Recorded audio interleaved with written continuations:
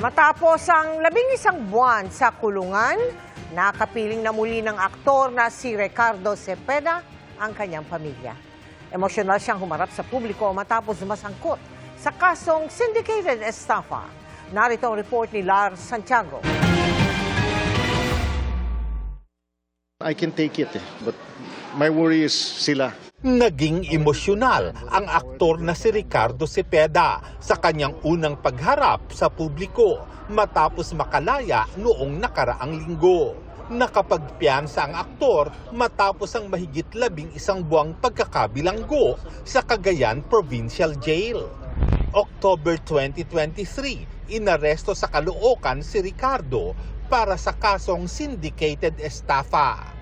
Akusasyong kanyang itinanggi dahil modelo lang daw siya ng mga produkto ng inireklamong kumpanya. Akala ko talaga it would be over once nakita na nakita nila na dapat hindi siya kasama. We thought mga 2 months lang baka tapos na to eh. You try to be positive eh.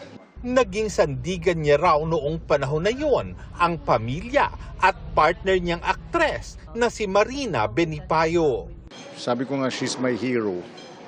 Na she's the one who was left behind and had to hold everything together. But she really kept everything together. Na that's what helped me also inside, knowing that somebody's taking charge outside eh.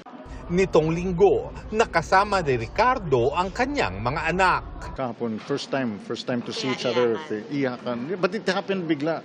Nalala ko na naman. Sabi ko,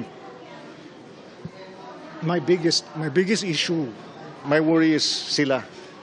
How are they going to handle it? How are they going to handle people saying things about me, yung negativity they may hear? Wala pang nakatakdang pagdinig sa pagpapatuloy ng kaso ni Ricardo. Para sa GMA Integrated News, Lars Santiago, nakatutok 24 oras.